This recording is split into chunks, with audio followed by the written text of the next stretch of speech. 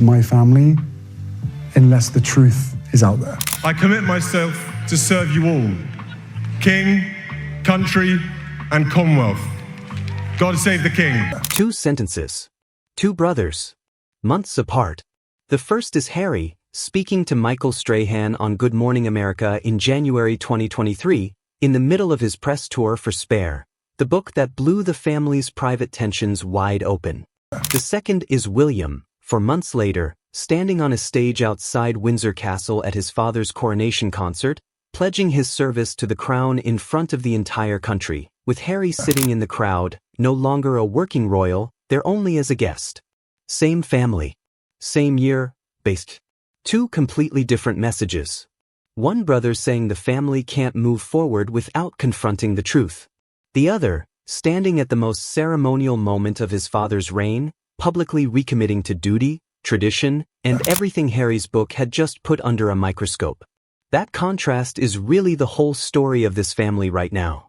For most of its history, the British monarchy operated on one unspoken rule: never explain, never complain. But over the last few years, that rule has been cracking in public, one headline at a time, through a best-selling memoir, 2 cancer diagnoses announced on camera, and a string of statements that made it clear the people inside the palace were no longer willing to just smile for photographs.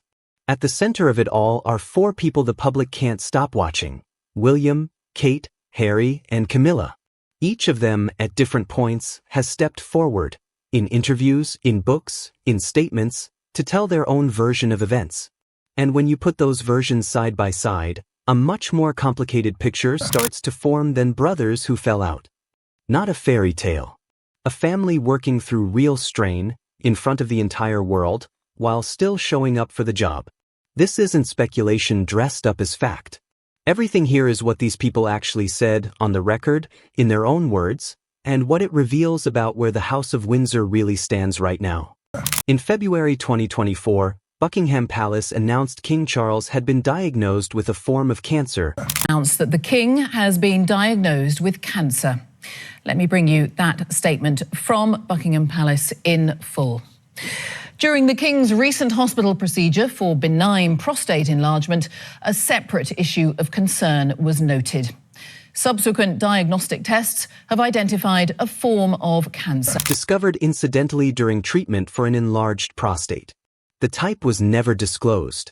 Charles stepped back from public duties but kept working behind the scenes, and within 2 months he was back on public engagements. Then, weeks later, came a second shock. Kate, the Princess of Wales, released a video statement after weeks of speculation about her health following abdominal surgery. In it, she said plainly, "I wanted to take this opportunity to say thank you, personally, for all the wonderful messages of support and for your understanding whilst I've been recovering from surgery." She explained that tests after her surgery had found cancer and that she'd begun preventative chemotherapy. She said the news had come as a huge shock and that she and William had been trying to process it privately for the sake of their children. 2 cancer diagnoses, in the same family, within months of each other, announced not through palace statements read by aides, but directly, on camera, by the people going through it. That alone marked a real shift in how this family communicates. By late 2025, Charles gave an update of his own.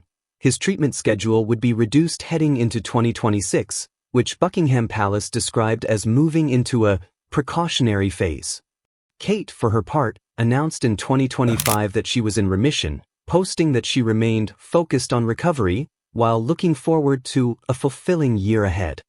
As of mid-2026, both are back to a full calendar of public duties, but neither health story has a fully closed chapter, and royal watchers note the palace still hasn't confirmed a full all clear for either of them. Behind the composed statements, this was 2 years of a family managing illness, parenting young children, and running a monarchy all at the same time, largely without letting the public see the strain.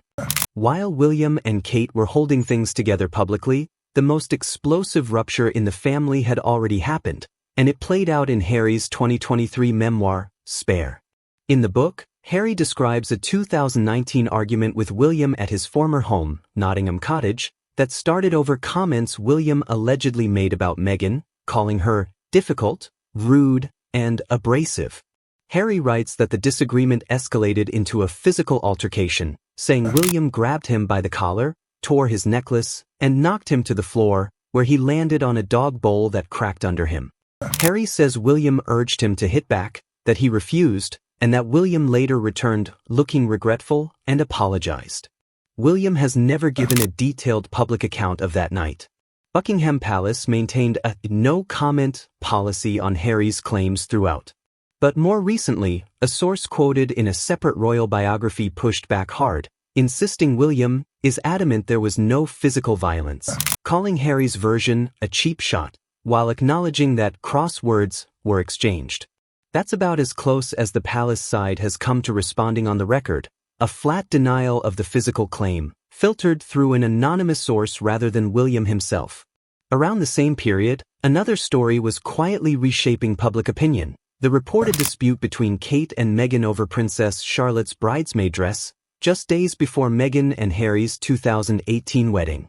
According to royal author Tom Quinn's book on royal staff, the disagreement left both women in tears, and Meghan later told Oprah Winfrey directly that the widely circulated story had it backwards. It was really hard for me, and I don't say that lightly, the reverse happened.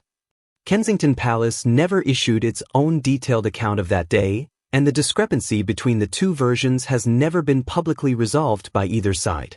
What both stories share is the same pattern: private tension, spun through the press, with the royal family choosing silence over correction, a silence that, fairly or not, let one narrative dominate for years before the other side got to respond. No one in this story has traveled a longer road to acceptance than Camilla. Once cast publicly as the person blamed for the breakdown of Charles and Diana's marriage, she spent decades working to rebuild her public image before becoming queen consort in 2023. Royal commentators are split on how she's viewed today. Some, like royal expert Angela Levin, credit her with quietly mentoring Kate when she first joined the family.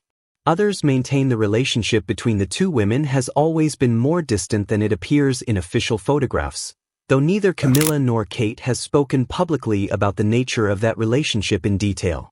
Camilla has also been a visible, steady presence through Charles's illness, visiting him daily during hospital stays and telling reporters early on that he was doing extremely well under the circumstances, while joking that he won't slow down and won't do what he's told. So where does that leave the family in the summer of 2026?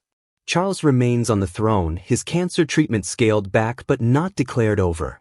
William and Kate have taken on a heavier share of public duties, continuing their own charitable work, including the Earthshot Prize, William's initiative aiming, in his words, to find roughly 50 solutions over the next 10 years, to the biggest environmental challenges the planet faces. Harry and Meghan remain in the United States, largely stepped back from royal duties, occasionally reappearing in the news around their charitable and media projects. And the rift between the brothers, despite occasional signs of a possible thaw, has never been publicly declared healed by either side. What's striking, looking at all of it together, isn't some hidden conspiracy or secret power grab. It's a family that spent generations perfecting the art of saying nothing, now forced, by illness, by memoirs, and by a media environment that doesn't wait for palace approval, to say something. Whether that ends in reconciliation or permanent distance is still, genuinely, unwritten. What do you think? Does this family ever fully get back to common ground? Let me know in the comments.